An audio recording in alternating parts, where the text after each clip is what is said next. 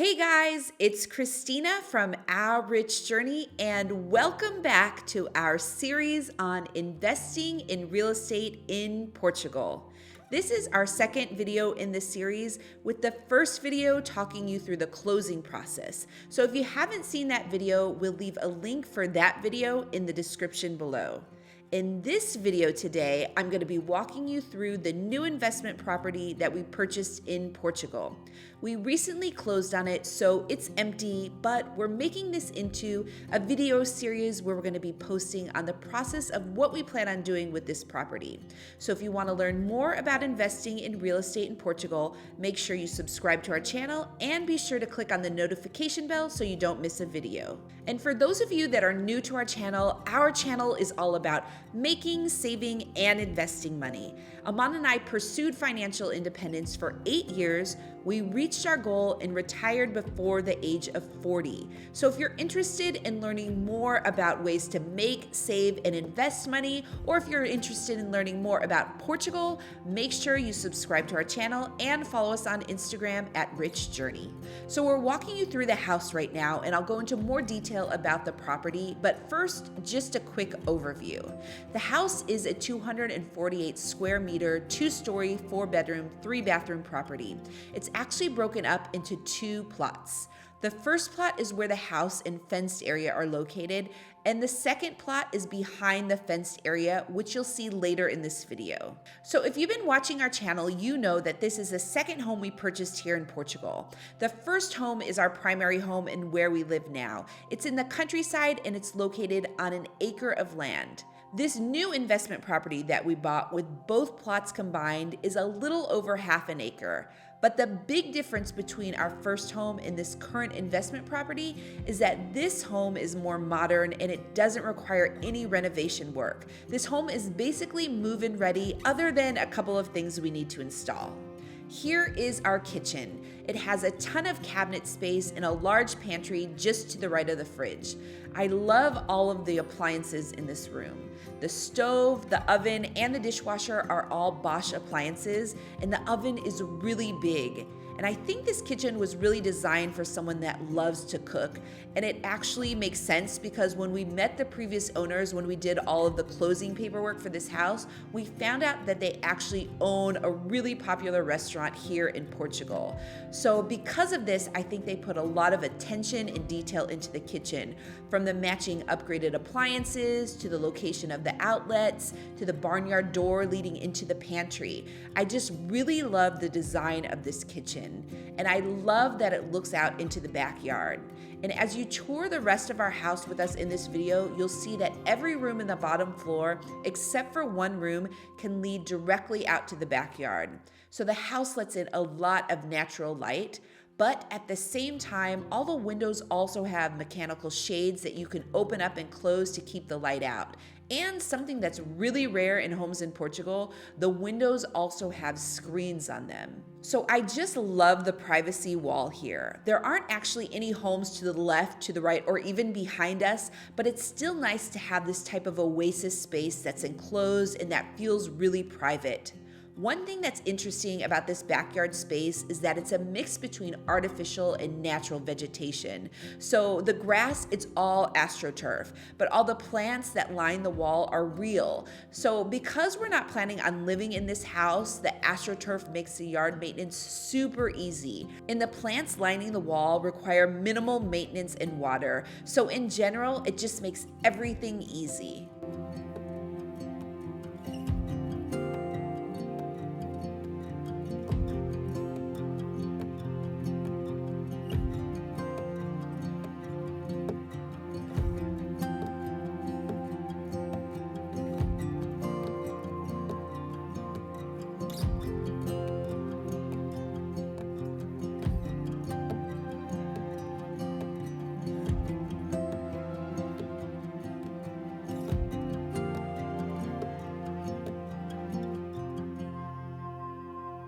So there is one bedroom downstairs and this is it. This is the smallest bedroom, but it's nice to have a bedroom downstairs just for accessibility.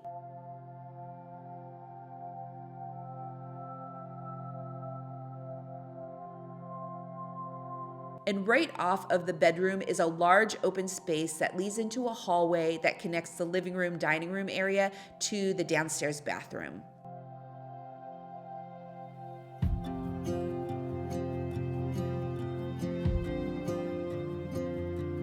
So right now here in the bathroom, you can probably see that the vanity is off the wall, so we have to just place that back up. The support for it is already in the wall, we just have to hang it up, but other than that, there's nothing else we have to do with the bathroom here. So off past the bathroom and down the hall is a large open space, and I'm really excited about what we're gonna be doing with this space. Actually, there's a lot of open space in this house that we need to plan out and furnish, and we love to plan our furnishings with this app called House. I've actually mentioned this app before, and we're not getting paid for it. We've never been paid to talk about it, but I mention it because Amana and I love to use it when we furnish our homes. We get so many different ideas from it, so we're gonna be using it a lot for this house. But like I said, we have big plans for this particular space, so definitely follow us on Instagram at Rich Journey if you want to see more real time about what we're doing with this house. And of course, subscribe to this channel so that you can see a more detailed process of what we're doing with the house.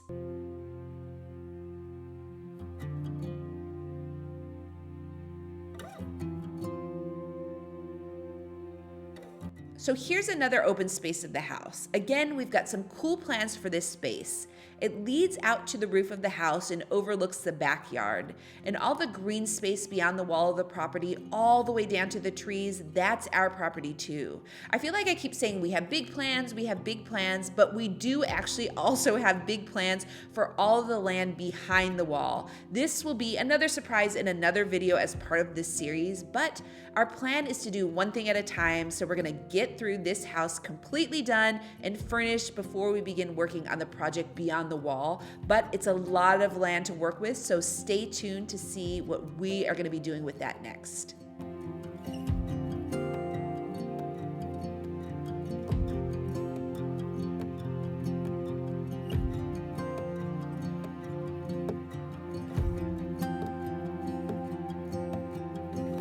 So here's another open space, and our plan is to make each open space of the house its own distinct space with its own distinct theme. I think that's the most general way to put it without giving away too much, but Amana and I really want to take you along for the ride as we finish the entire house, and I think it'll be fun to share everything as we do them.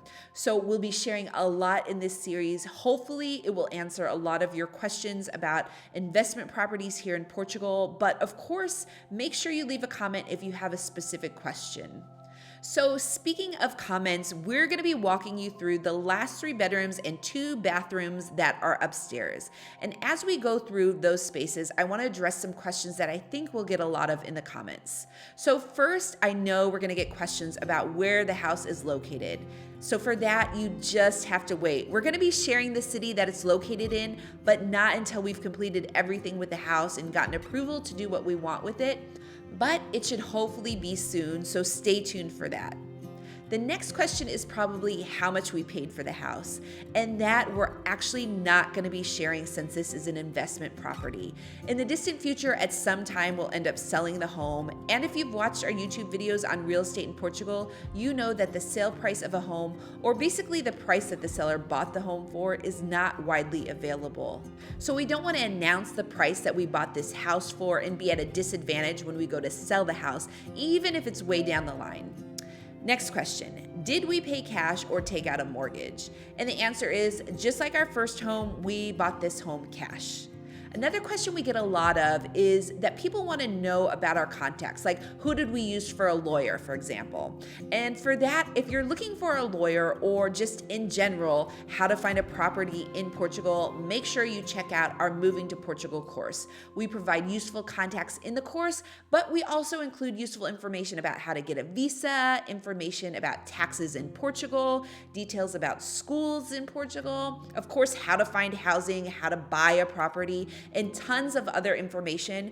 So we'll leave a link for the course in the description below, or you can just go to ourrichjourney.com to learn more about the course and to enroll in it. Now, again, if you have any questions that we haven't answered, please make sure to leave them in the comments below. Like I said, we're making this into a series, so your comments and questions will help us in deciding what to focus on as we share the process of investing in real estate here in Portugal. And like we always say, if you like this video, give us a thumbs up, subscribe to our channel, and join the journey.